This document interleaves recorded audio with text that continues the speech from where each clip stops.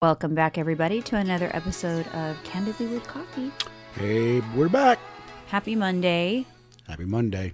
We are ready for another amazing week. Actually, we're finally going to have good sunny California weather this week. So, Finally, huh?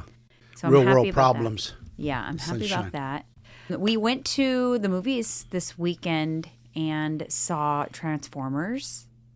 And I was, probably because I had zero expectations for it. Like, I was like, ugh, it's probably not going to be very entertaining. Yeah. But it was so good. Yeah, it was. I liked it. It was a I good really movie. liked it. I don't know if you guys have this where you are, but our theaters have started to upgrade and have these seats called D-Box seats.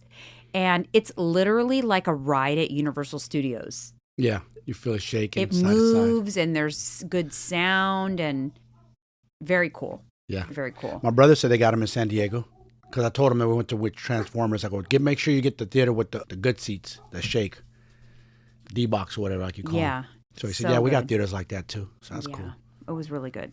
So I definitely would recommend splurging. It's a little more expensive, obviously, but splurge for the D-Box if you have it because it's worth it. Yeah, it is. It's cool. It's a cool experience. All right, moving on. Starbucks. I do want to just remind you guys, if you have not already left us a review on Apple Podcasts, we really appreciate that. All you have to do is find our podcast on Apple Podcasts. So you go to the podcast app on your phone if you have an iPhone and search Candidly with Coffee. And then if you scroll all the way down, you'll be able to tap on the 5 stars and write a review. That really does help us. So I would appreciate it. Even if you tend to not listen, but you watch here on YouTube, it really does still help us out. Also, remember, if you are watching this on YouTube and you're not already subscribed to the channel, subscribe. If you are enjoying these episodes, and comment. We love to interact with you in the comments, so go ahead and comment. In fact, coming up in just a bit, I'm actually going to respond to one of the comments that we got because it's very common. So I'm going to respond to that. And I'll try to do that more often too. If it's something that, usually I'll respond to the comments. I reply to all of them. But if it's something that needs a little more conversation around it, or if a lot of people are asking the same thing, then it gives us topic ideas, which is nice. Yep. I guess we can get right into that comment then, because it goes into the rest of, actually, no, I lied. I want to get into this hot coffee topic first. There is a hot coffee topic, piping hot. The World Health Organization has issued a warning to anybody that is getting or planning on getting plastic surgery in Mexico. There has now been 20 confirmed cases of fungal meningitis. Ouch. That were tied back to the commonality between everybody getting it and some Americans. Yes. Is that they had recent plastic surgery in one of 2 clinics in Mexico. The World Health Organization actually issued a warning saying, do not do it. It's from people who are getting spinal anesthesia. It's a rare fungal meningitis, and it is potentially fatal. Sounds very scary, you guys. Don't do it. Don't do it.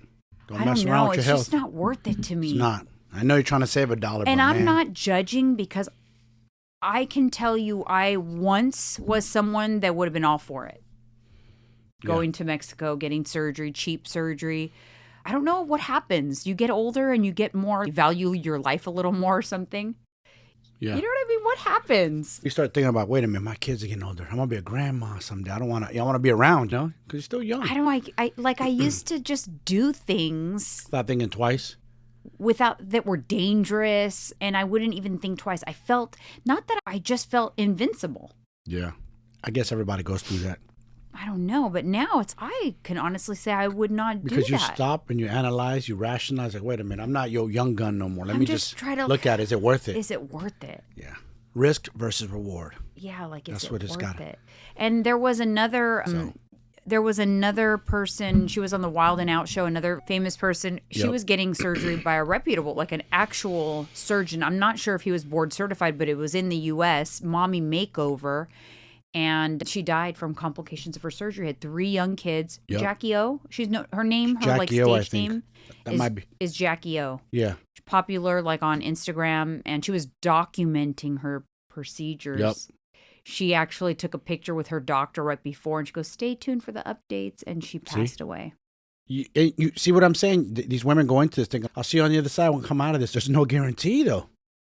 Scary. No guarantee. And she, unfortunately, 3 babies of hers got to grow up with no mom. And the father lost his wife. Yeah. And That's it could have been crushing. because part of her mommy makeover could probably have included, I don't know if it had something to do with like butt injections, but there was a plastic surgeon who was explaining on TikTok specifically what the issue is.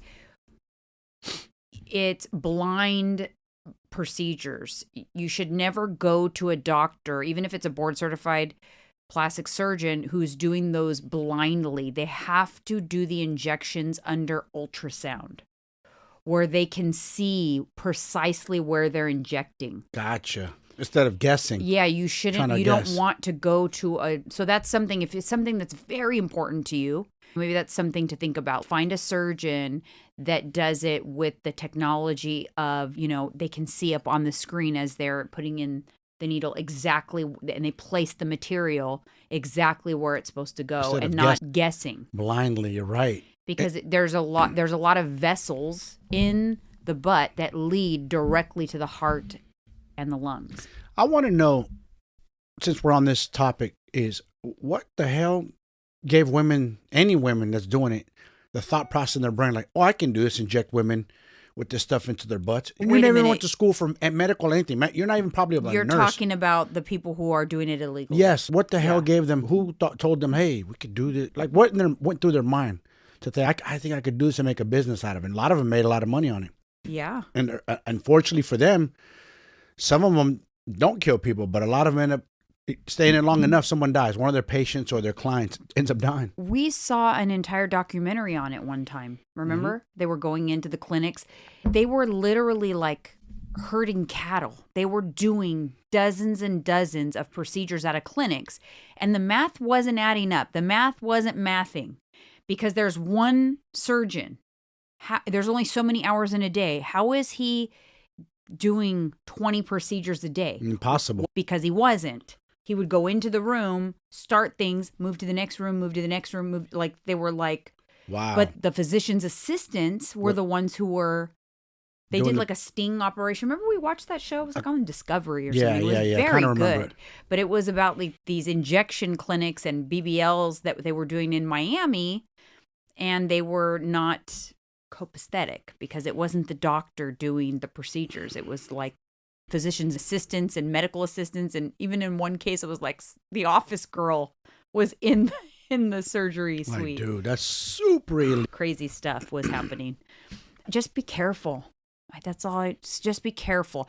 Like I said, I can't judge because I would have been the person that would have been telling someone like, give me a break. Yeah. Stop being a stick in the mud. Yeah. Of course, nothing's going to happen.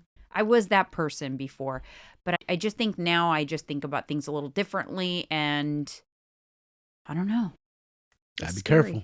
You gotta be careful. And if you've had a procedure and it was successful, good for you. You're one of the lucky ones.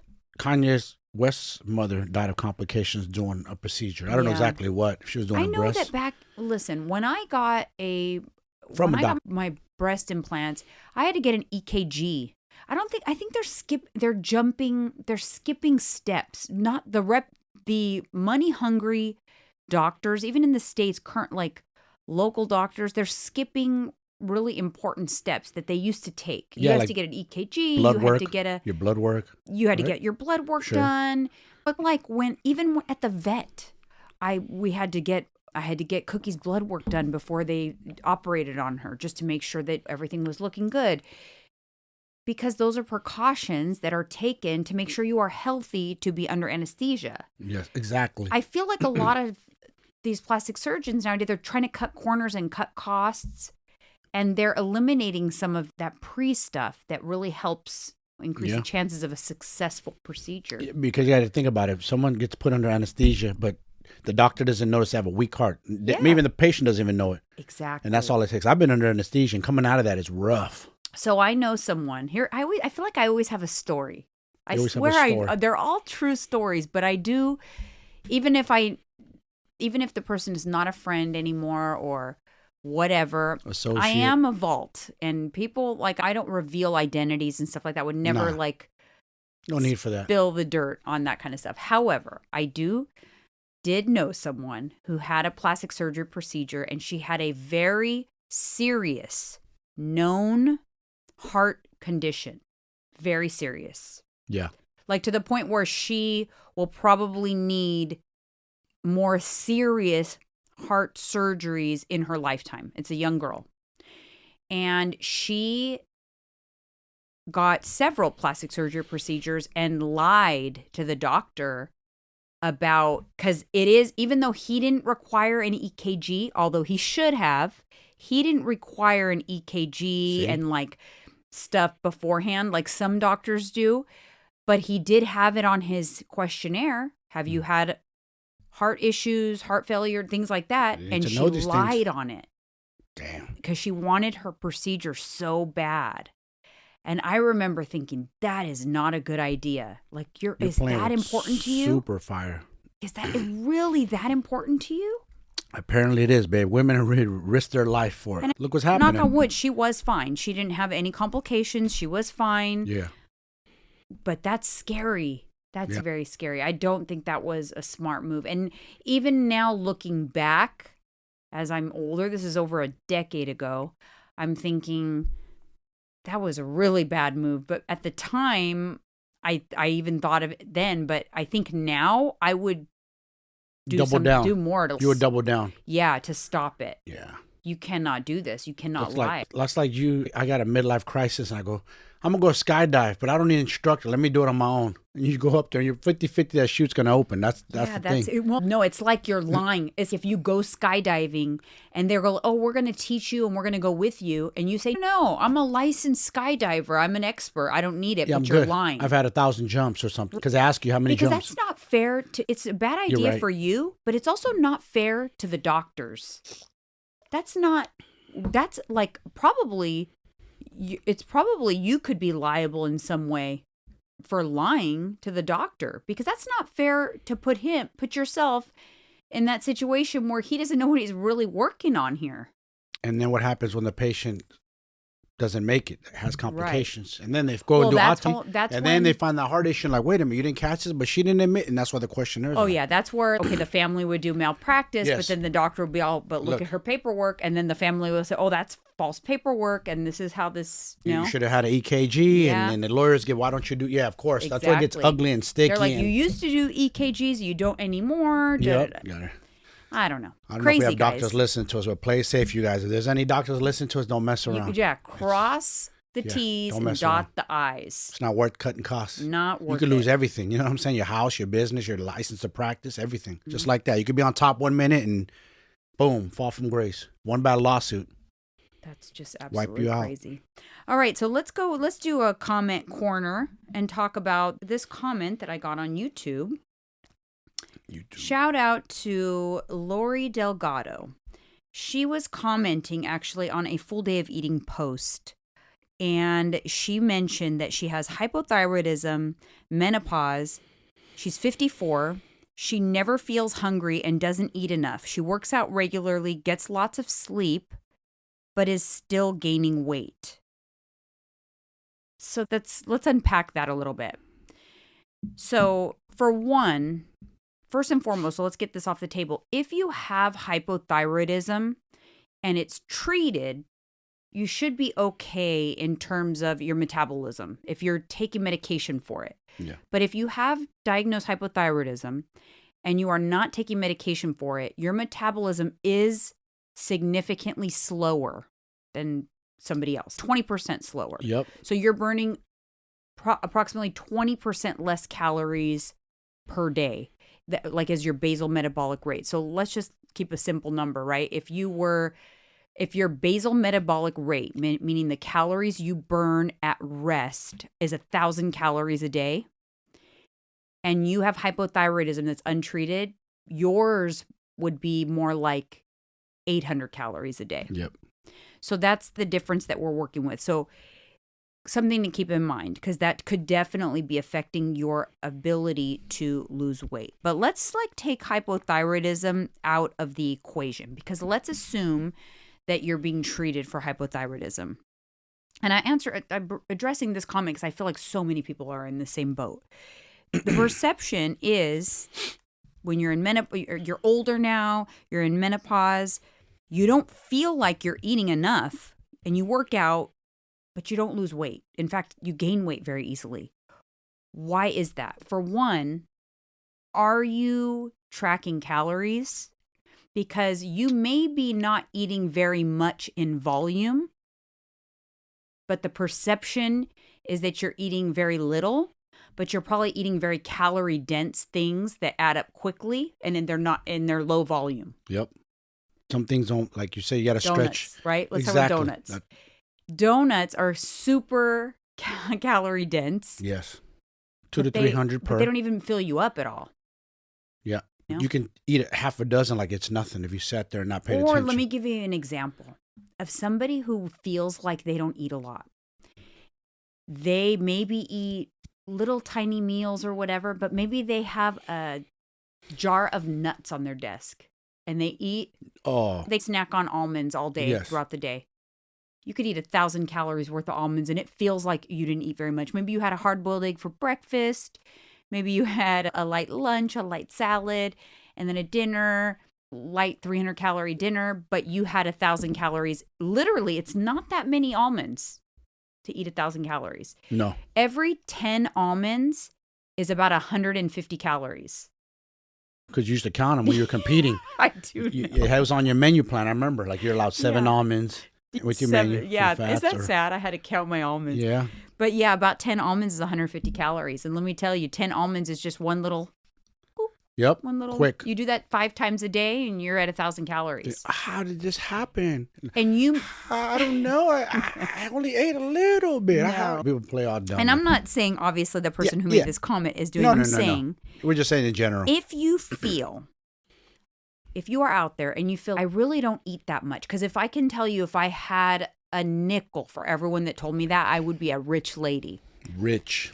Super rich. I urge you to take some time. Don't change anything about how you eat. Just eat what you normally eat, but write it all down. Or record it every time. That way you say you have it on video. But write it down every time so that you can tabulate it. So that you can add up those calories of what you perceive is not eating very much. Because chances are it's the choices, because maybe you're gravitating more towards like carbohydrates that don't, that it's like low, or maybe like very calorie dense, low volume foods and not a lot of protein.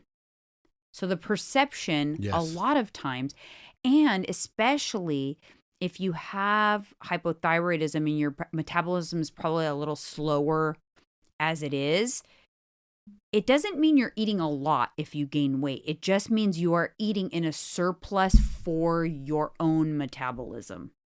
You know what I mean? Yeah. So, and I also feel like a big thing is people overestimate how much they burn from exercise. Yes, they really do not burn very much from exercise.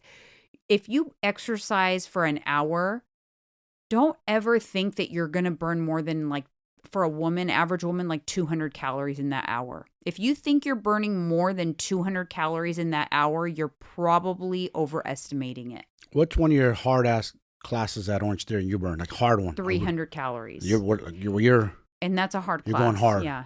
That's probably right. Yeah. Because you're moving the whole time. There's no playing on your phone. You're not taking pictures in the mirror, taking 5-minute breaks. Right. So that's an actual class that I'm literally not stopping for the whole hour. Whereas if you're going to the gym and you're working out for an hour, you're lucky if you burn 200 calories. So I think also perception is that you're eating less and burning more. Yep. And that's, unless you're tracking, it feels that way. I don't fault you. I don't fault anybody who feels that way, because it's like this. Have you ever noticed how much easier it is to spend all your money when you're not tracking your spend? If you go a whole weekend and you decide to not track anything that you spend, you just decide to spend it. At the end of the weekend, if you guessed how much you spent, it's probably your guess is way less than what you actually spent. Yeah. Like if you are not tracking you spend a lot Guessing more. just doesn't work. You can't guess. System of guessing doesn't work. There's a reason why you weigh your food out, you track your macros, and you enter into what, your fitness pal, is that what you use? Yeah, or whatever app. Or some type of app where you could track what you're eating. Very Record important. It really is necessary to track, and especially if you're someone who feels like you're trying to get somewhere where you're not getting anywhere and you're not tracking. That's the first thing that you need to do is do some tracking. Bro science just doesn't work anymore. The eyeball test. And I want to give you guys I'll give you a cheat sheet, and I've given it this before on a previous episode, but in case you missed it, get your pen out. Get it out. Okay? Get ready. I want you to use this formula to figure out where to start. Because if you're not tracking right now, you need to track. But it doesn't have to be super complicated. Yeah. You need to know how many calories you should be eating and how much protein. Don't worry about the fats and the carbs. It will figure itself out based on your food choices. Okay, you don't need to tabulate those. It's too complicated. Let's keep this very simple. Yeah, trying to measure calories and protein. Carbs and fats. So how many calories? You can use this little guideline. It's not precise, but it is a very good starting point. If you have more than 30 pounds to lose, subtract 30 pounds off your current weight and multiply that by 12. That's your calorie limit. That is what your daily limit of calories that you should be eating per day. If you have less than 30 pounds to lose, just take your goal weight and multiply it by 12. So if you are... Goal weight multiplied by 12. Yes. So if you are 140 pounds and you desire to be 120 pounds, multiply 120 by 12. What is that?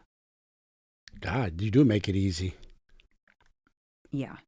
So but you still have to apply it. So 120 by 12. So if you're 140 and you want to be 120, your calorie limit would be 1,440. Now remember, just as a good guideline if you just don't know where to begin. Yep. Okay. Give you an idea. Now to figure out protein. For this exercise and trying to keep things very simple, where you don't have to go get your macros done by somebody or anything like that, I would recommend consuming a minimum of 30% of your total calories as protein. So then you're wondering, how the heck do I figure that out? So all you would do is you take your calories, so whatever number that you just calculated, you take those calories and multiply that by 30%. So in this circumstance, it's 1,440 times 0.3. That's 432 calories divided by 4, because there's 4 calories per gram of protein. Yes, that's correct. And then you get 108 grams of protein. There you have it. So that is your minimum protein target per day. So if you're out there, if you have a goal weight of 120 pounds, try eating 1,440 calories per day and a minimum of 108 grams of protein and see how that goes. Yeah. And when I say minimum, I mean you can have more than that. As long as you stay within that calorie limit. So you could always go higher on the protein. It's almost close to the 1-in-1 ratio. Yeah. 1 for 1. 1 gram of protein per 1 gram of goal body weight. So try it. This is a good starting point because I feel like people are like, oh, I don't really eat that much. But you don't really know unless you're tracking your calories because you're eating more than you think you are. And I think a lot of times too is women see that number and they start thinking like, I just don't eat that much meat. Doesn't all have to be a meat. Like you taught me, use yogurt. What's that? Protein shakes, protein shakes, bars, Faye yogurt, mix it with powder, bang for the buck. Fairlife milk, make a shake. Yeah. And then you're probably wondering, is there certain things I can't eat? No, don't overcomplicate it. This is what the problem is. Then people start to, okay, I'm going to do this. And then they like overcomplicate everything else. Yep. And they start thinking, oh, but what about the carbs? What about the fats? Should I not eat sugar? Should I not eat that? No, don't worry about anything else. Just stay within those macros. You'll see. Just track your calories and the protein and see how you feel. See how that goes. If you want to drink alcohol, just track the calories. Okay? If you want to have treats or a piece of cake or whatever, sure. But just track the calories. You have to account for it. Do this for a minimum of 2 weeks and see how your body responds. The problem is people want to overcomplicate. They want to overcomplicate the process, and there's no need to overcomplicate it. And I think a lot of coaches and fitness influencers out there, they want to complicate the process because then they're needed. Yeah. They're needed more. Exactly. They make some things real complicated. You're right. So are you tracking your calories right now? Yes and no. I weigh my food and kind of keep an idea of what I'm eating, so I don't go loosely, blindly, just throwing things down my throat. Yeah, because it adds up. You're quick. So I use a food scale. I'm not like, I use, so I have an idea. That's the other thing. The other thing is if you're going to do this, then you need a food scale. Because the other problem is, okay, then you're like, okay, cool. I have my 1,400 calories. I'm going to have my protein. But how are you going to make sure that's really what you hit? Are you going to guess? Are you going to use measuring cups and tablespoons? Because those aren't very accurate. No. You have to give you use an a food idea, scale. but they're off too. Yeah, if you really want to do this and you want to do it right and you want to see how your body responds to the correct numbers, get a food scale. They're like $10 on Amazon. Yep. Get a food scale. If you're going to have nut butter, measure it out in grams. If you're going to have your protein, measure it out. Weigh things that are calorie dense, very important. Also, if you start your day off with a lot of protein, you won't find yourself at the end of the day with very little calories left and tons of protein to eat. Start your day with some high protein. You can have, I just had a bowl of Faye Greek yogurt, 0%, half a scoop of protein powder in it. It was 30 grams of protein. Yeah. 30 grams of protein and 160 calories. Then I added some strawberries and a drizzle of honey. The whole thing was under 200 calories and had 30 grams of protein in it. Yeah, that's a good way of stretching it, using that yogurt. Yeah. So things like that. And if you follow me on Instagram, I give tons of macro-friendly, high-protein treats and tricks and things that you can do. I also post some of them on YouTube, but YouTube Shorts only allows me to post 1-minute videos. So for those kinds of things, follow me on @Jay'sBodyBootCamp. You'll get a lot more ideas. I put fun little snacks. Don't get fixated on, does this mean I need to eat healthy things? No, you just need to eat what you can fit within those calories as long as you hit that protein. Don't worry about overcomplicating it. And guess what, guys? We're in a different era. You can actually lose weight, hit your goal weight, and enjoy doing it, eating what you want to eat. None of this, I got to eat something bland and something I distaste. You don't have to eat chicken and broccoli only. Those days are done. Yeah, those days are over. Yeah. I don't eat anything that I don't enjoy. Yeah. And I'm back to trying to post at least one full day of eating a week on my Instagram to give you guys an idea of how and I'm a master at making a small amount of calories look like a lot of food. Yeah, you are. And feel like a lot of food, because that's the goal. Fill up. Volume. Yeah, you want to. And that's why I think a lot of people, their perception is that they don't eat a lot because they probably don't eat a lot. It's just that the calories add up quickly. Remember the trend? I know you know this because I was part of that trend. Eat 6 small meals a day the size of your fist. So that was a little trend going on for a long that's time. Been debunked. Yeah. That might have some impact on people who are really trying to maximize muscle protein synthesis and bodybuilders where they need to maximize every gram of protein. Yeah. So they eat the small meals, but it's been largely debunked in terms of the benefits that you get from eating a bunch of small meals. And it doesn't rev your metabolism or anything like that. Yeah, see? That's another bro science. That was weird talk growing when I was coming up in the 90s. Revs up your metabolism. And then people will say that your metabolism just comes to a screeching halt if you don't eat. That's false too. Your metabolism is your body break it down. Functioning. Yes. It's your basal metabolic rate. That rate is based off your lean body mass, your current stature, and what your body needs to do to function. Digestion, growing cells, doing things like that. And it doesn't fluctuate greatly day after day. And it doesn't even fluctuate greatly year after year. A lot of people say a lot of lies about metabolism. They'll say, I'm 40 now, so my metabolism tanked. Heard that too many times. We're late 40s here, you guys. Yeah, it doesn't actually tank. It's perception. And it boils down, it goes back to like those Activity. menopause things that are going on, right? You feel that when you're older, your metabolism tanked because the perception is that now you gain weight very easily. When the reality is, it's the symptoms of menopause that are impacting how much you eat and how much you burn.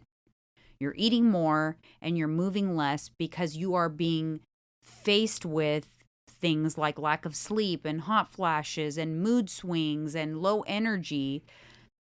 But if despite those things, you still ate the same and moved the same, you wouldn't gain weight. Yeah. So it's not a metabolism thing. It is a result of our environment thing, or what's going on in our lives thing. It's not a metabolism thing. And that should make you feel good. Real good. It should make you happy Gives to us know hope. that. Gives us hope, you guys. You don't have to tap on, use your age as excuse. That's bullshit. Call bullshit. And that's why I love discovering those videos like on YouTube of older women or older dudes, and they're in such great shape, 50, 60, 70, because they said, I'm not succumbing to the society lies about, oh, we slow down this night. We slow down. Doesn't mean your metabolism slows down. You know what I mean? Like, it's all bullshit. Right, We right. slow down. That's the truth. It slows down slightly, and Yeah. it's very slightly, and it's in our 60s. And the reason for the slowdown is actually probably because all of our actions through our 50s where we stopped exercising as much. And so Yep. what happens? You actually have age-related muscle loss, and it's the lower Your body's lean- powering down. It's the less, you have less lean mass. Yeah, you're losing muscle too as you get Yeah, older. so you have less lean mass, so your metabolism that's really Especially if you're all not it is. working out. What do you mean? Yeah, if you stop working out, like you said, in your 50s, and you go into your 60s. That's why it leads to, in your 60s, a slower metabolism Yeah. because your body composition changed, right? Maybe you throughout that menopause period, you stopped working out, lost muscle, put on body fat. That's going to lead to slower metabolism. Even if you weighed the same. So say if you're 150 and you have less body fat, less muscle, and more body fat, your metabolism will be slower than if you were 150 and had more muscle and less body fat. Yeah. So it's not based on your body weight, it's based on your lean body mass. Yep.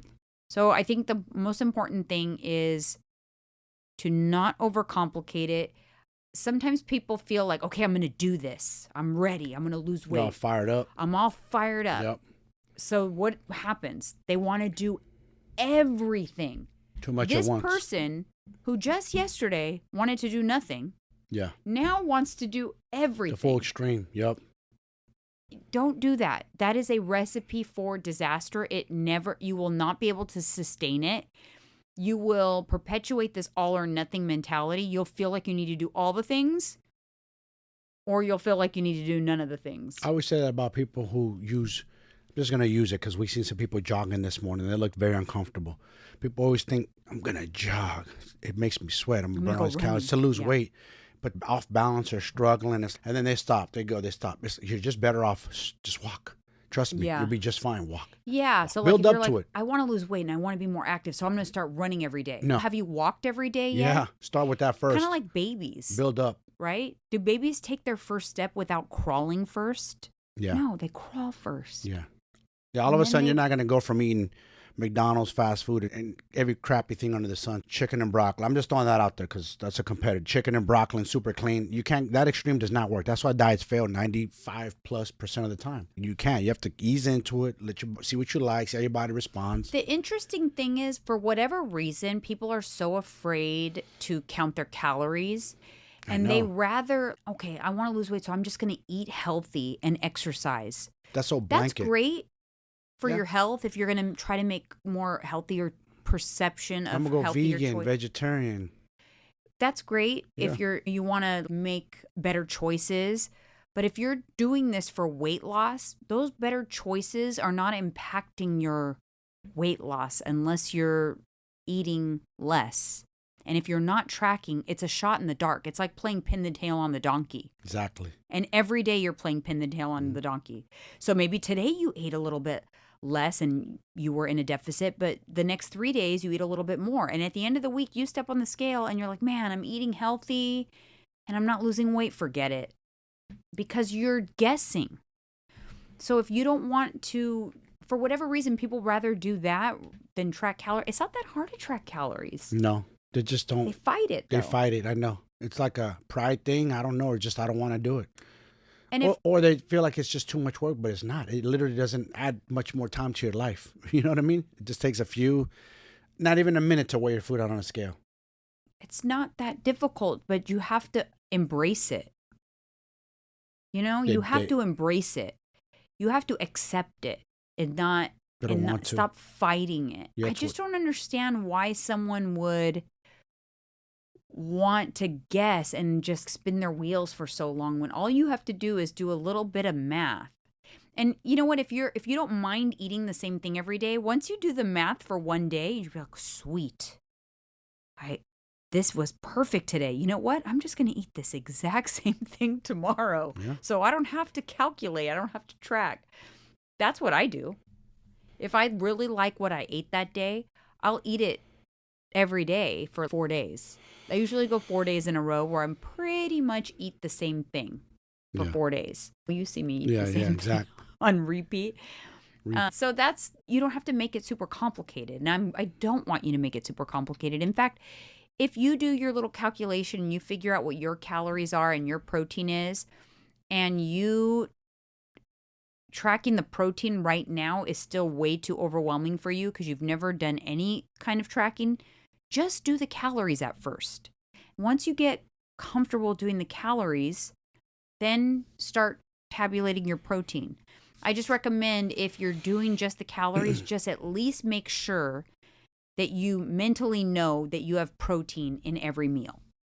Maybe you don't know how much protein, but you are not eating just carb meals because it's going to be very hard to stay in your calories if you eat meals that do not contain protein.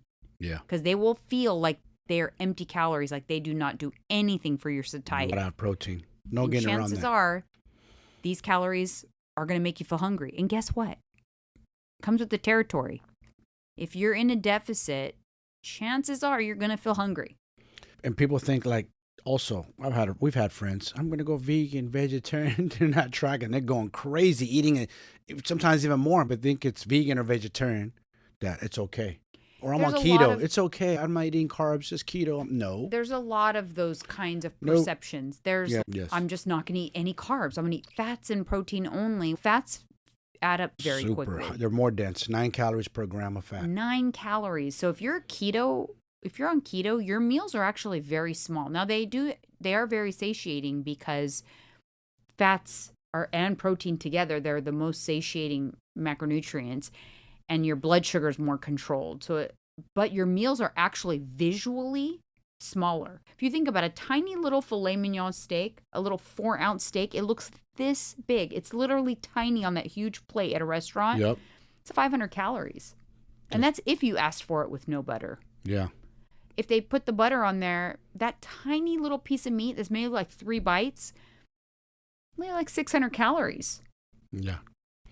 So it's perception, because if you are someone who just did your little numbers, because I gave you the little cheat sheet, and you're at 1,440 calories, and you went to a restaurant and ordered the steak and asparagus.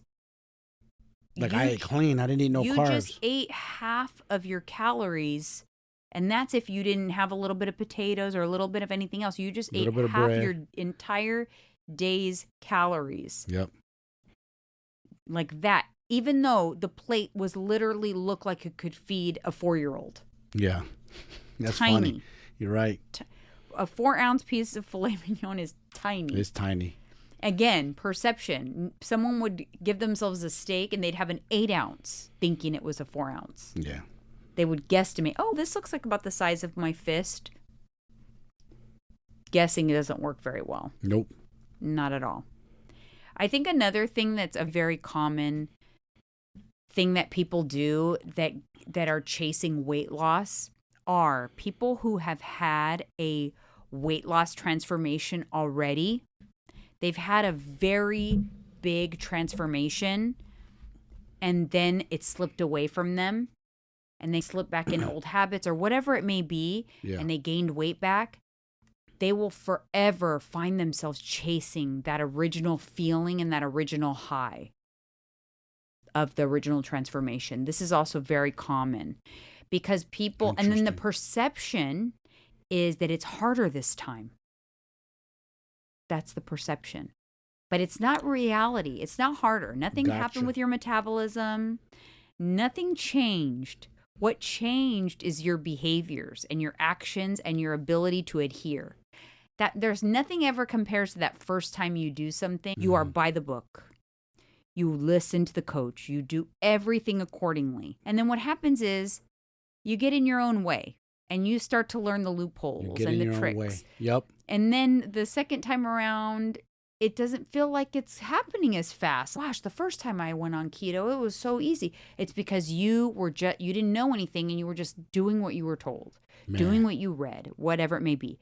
But then the second time around, you're implementing loopholes and you're not as strict and you can't get that amount of that excitement like the first time. It's hard to get back. And you are not being as adherent as you think you are. It's not that anything has changed. You can do it again, but your actions have changed. Yeah, that's you know so what true. I mean? Yeah, I know you're right. I see it all the time in like the competitor world. Yeah, you're right. You're absolutely right.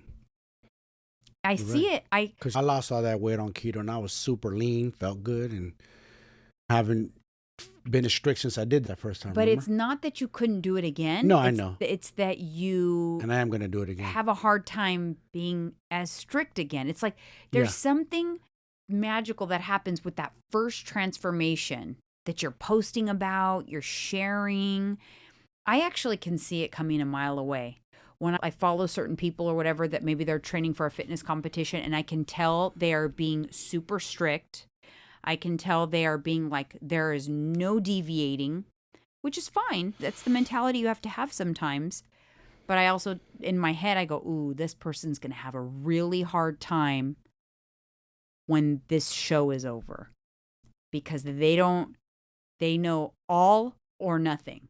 And usually I can predict when the person who's, I'm sure you see it all, right? You follow someone who, they post their meals every single day. They post their workouts every single day. They go, this is the life. This is my lifestyle. This is great. They post their transformation pictures every week. And then suddenly you don't see them for a year. They go bye-bye. They go ghost. Bye-bye. And you're like, what the hell happened to this person? Yeah, they just what disappear. Happened. We know because you've been in that world. And I can see it happening before it happens. I know the person that's going to do that. Yeah. And that's why in my line of work, I work with clients on balance, we're not trying to get to that quick, straight line, linear, perfect transformation because that's what happens. Yes. It's like this. I swear. Every time you're just soaring.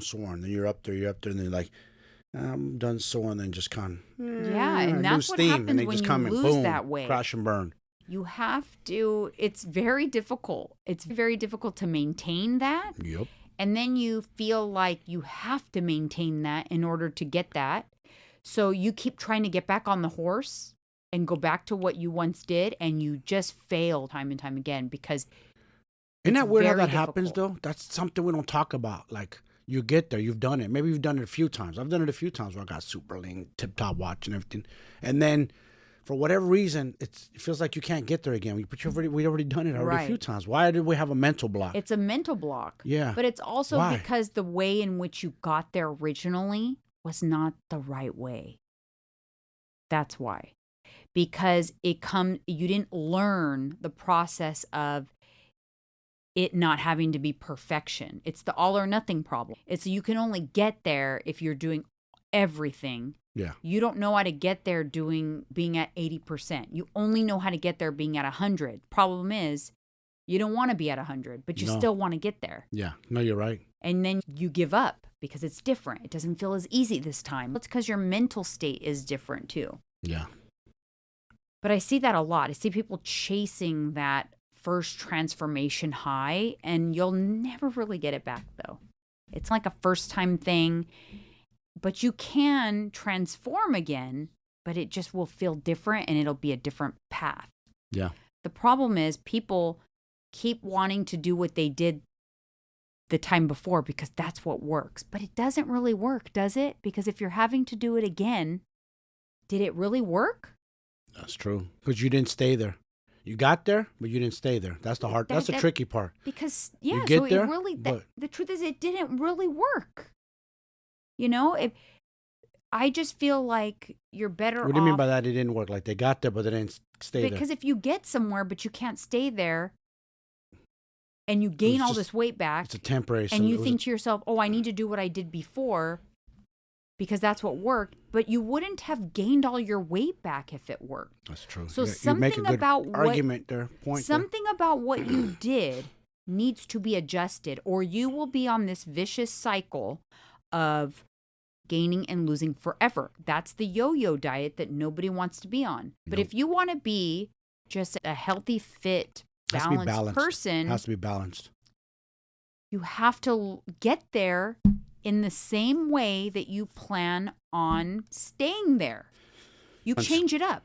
No. You can't change it up. You can't say, oh, okay, I'm just going to get there by doing this, and then I'm going to switch and stay there by doing this. That doesn't work. That's where everybody messes up. That's where everybody messes up. And then you get comfortable too. You let off like you always say, the reins. You start slipping, letting things in you shouldn't let in. And then the balance starts twisting the other direction. Yeah, and it's okay to, listen, you can't put a stake in the ground when you reach your goal weight. No. That doesn't exist too. You know what I mean? It's not like you get there and you stay there forever. You need to, but you create a new threshold for yourself. Yeah. When you transform, now you have a new range that you like to stay within. And everybody will go back and forth in that range. But it's important to set boundaries because we as humans need boundaries. Yes, we do. We need boundaries. What happens when there's no boundaries? In everything in Think life. about it. The law, boundaries. Yes. What you put in your mouth, boundaries. Your relationship, limit, boundaries. You need boundaries. If there was no speed limit, people would be We'd all be going crazy. Especially with these fast electric cars, yeah. We'd be going 100 miles. So we need boundaries. So true. But they don't have to be like strict boundaries. You can give yourself some leeway, give yourself a range, and then you know when to go back into reeling it back in mode. But it's not so hard because it's not that crazy strict mentality. You're just going back into just tweaking a few things, tighten things down a little bit. And that's where you should be forever. You should be someone that you're just coasting. You have your original transformation. Now you have a new range and you go up and down 10 pounds. And that's how you live your life forever. That's really the goal. You show up every day as a healthy, fit person. You exercise, you eat protein, you monitor what you're eating. Yeah. But nothing too crazy, and that's how it should be. But a lot of these fitness experts and mindset coaches and strict whatever macro meal prepping dudes be acting like they don't slip from time to time. They preach like, gotta be strict all the time. You gotta follow your macros. Do you though, man? A lot of times can't stand when I know that one guy. Horse. He was like, "Oh, I don't have cheat meals. Cheat meals are for pussies," or whatever he said. Never. And I'm like, that's a bunch of bullshit. Yeah. That's not Wait true. till you get caught. Wait till somebody films you in a restaurant. Why are you trying to be a phony baloney? Yeah. You know what I mean? And say that. Like, I've seen so many people that I know personally that kind of like preach that game, and I'm like, that's not really true. And then you see their body changing a little bit. your I don't real think you're life. as strict as you claim to be. Yeah, it's okay. Like, it's okay to go up and down a little bit. Yes. Stop putting so much pressure on yourself and think that you're going to get to a certain goal that's like your ideal weight and you're going to put a stake in the ground and that's where you need to stay. No, who cares? Who says? Exactly. But that is, and I guarantee you, I'm going to tell you something that's going to shock you. When you go up and down 5 pounds, 5 pounds up, 5 pounds down, even 10 pounds, nobody notices but you. Nobody You hear that? notices. It takes a significant, just like it when you're losing weight, it feels like you had to bust your ass to lose 10 pounds and like nobody really notices, including yourself. It's not, you think, oh my God, I feel so chubby right now. I've put on a few pounds, and you're self-conscious because you're just struggling with a number. You're fixating. Nobody else notices that, I promise you. Do you see your male lady or whatever and go, man, it looks like she put on 4 pounds. But That's yet true. she's probably, dang, I feel so chunky right now. My jeans are tight, or I put 4 pounds. You don't look at someone and think that it looks You're like right. they put on. You know, just look like I got my neighbor. Oh, it looks like he or she gained 10 pounds. You're right. Do you ever see someone No, and think, not wow, at that all. looks like they gained No. No, unless they gained like 20. If you Yeah. gain 20, then you're noticing. Yeah, of Unfortunately, course. I feel like I show it more in my face, so it shows. Oh, me too. But My head. it's you who cares. Nobody else cares. So you stop stressing on it. I don't even weigh myself. I just go based on how my clothes is fitting. And I know. You know what I mean? I know You have when an I have idea. been eating too much, when You I've know. been going, Clothes don't lie. I just Things get know tighter. based on my hand to mouth. I know when I'm picking a little more, and I just know. And then I'm like, oh, all right, Jeanine, reel it back in. Yeah. Stop with the pickings. Yeah, I know, like we've talked about, and I'll continue to talk more about it as on future episodes, but obviously it becomes more challenging. All of these things become more challenging in menopause. Yeah. All of those things. Menopause. Because while these things are challenging in your 20s and the 30s and the 40s, now you add a whole dozen layers of other stuff going on that makes it more challenging in your 50s because of all of the different changes that are happening in your body. But it doesn't make it impossible. That's the good news. And awareness is half the battle. There's hope, right? So, yeah, Tons for of hope. sure there's hope. So I'm curious, though. I want to know if you are going to try the little method, if you're going to count calories and do your little protein calculation with my little tip. Let me know. Comment. I want to know how it's going. Do it for 2 weeks. See how it goes. Challenge yourself. Weekends, too. Weekends count. Yes, they do. You gotta figure it out on the weekends. And you know what? Track your calories based on your limit. But even if you do end up going over on Saturday or Sunday, you still want to track because you want to minimize the overage. So say you're aiming for 1,400, but you end up hitting 1,900. You're still going to be in an overall deficit for the week. Don't let that all or nothing mindset kick in and go, oh, I'm overeating today, so I'm just going to let it go. I'm just not going to track them Don't do today that. because then you'll eat 2,000 more calories. Yeah, and then, don't do that. Then you won't get any results, and then you'll come back and say, I ate the 1,400 calories, but I didn't gain weight. Did you track it every day? Because every day counts. No. All right, you guys, thank you so much. I'll see you in the next one. See ya.